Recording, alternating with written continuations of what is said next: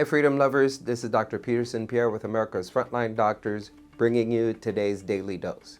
On Tuesday, U.S. District Judge Brendan Herson of Maryland issued a preliminary injunction blocking President Trump's executive order against the medical mutilation of children. I'm sorry, I didn't know the judge had the ability to do that, or the power or the authority. The executive order denied federal funding to any institution that subjects minors under 19 to cross-sex hormones, puberty blockers, or genital surgeries. Seems fairly reasonable. Ethical doctors call these procedures quote-unquote medical mutilation because they cause irreversible sterility, castration, loss of sexual pleasure, chronic wounds, and other conditions. Trump's executive order was a major step toward ending this child butchery. But the ACLU, yes, you can always count on them, and other gender activists filed a lawsuit against President Trump in February to force these abusive procedures on children. Judge Herson, of course, not surprisingly, a Biden appointee, sided with them. Quote, "The sudden denial or interruption of plaintiff's medical care has caused, or is expected to soon cause, unwanted physical changes, depression, increased anxiety, heightened gender dysphoria, severe distress, risk of suicide, uncertainty about how to obtain medical care, impediments to maintaining a social life, and fear of discrimination, including hate crimes," end quote, Herson wrote in his ruling.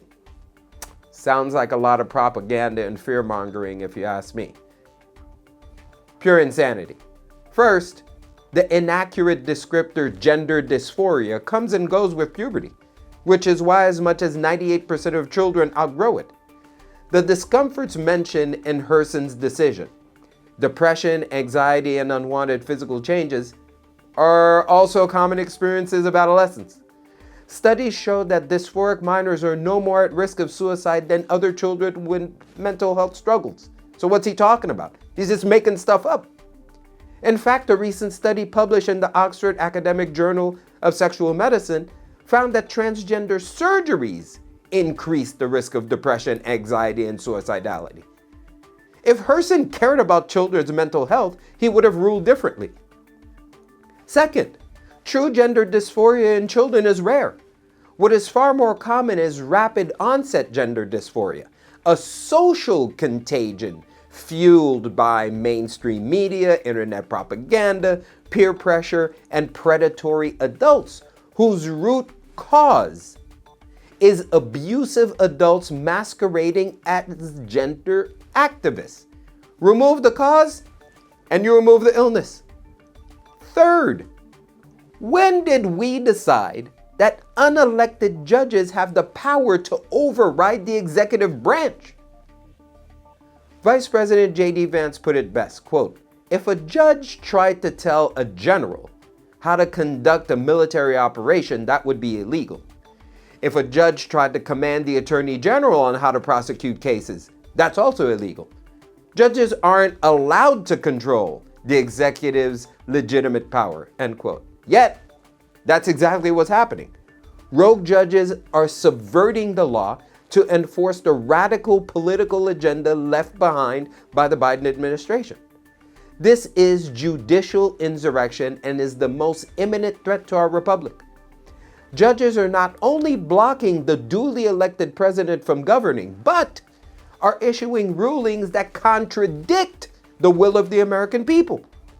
Consider the numbers. 72% of Americans, including nearly 60% of Democrats, believe it should be illegal to perform medical mutilation procedures on minors. So what's the problem here? Something is deeply wrong when unelected judges defy the overwhelming will of the public. That's called tyranny. Our founding fathers anticipated this possibility. Article 2, Section 4 of the Constitution provides a remedy: impeachment. Any public official, including judges, who abuse their power can be impeached by a simple House majority and removed by 2/3 Senate vote. This rogue judiciary must be stopped. If the people's representatives refuse to act, the American people must pressure them to do so.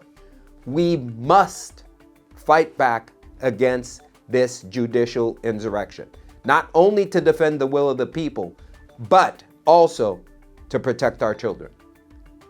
Ladies and gentlemen, only the truth will set you free. Stay tuned for the next Daily Dose.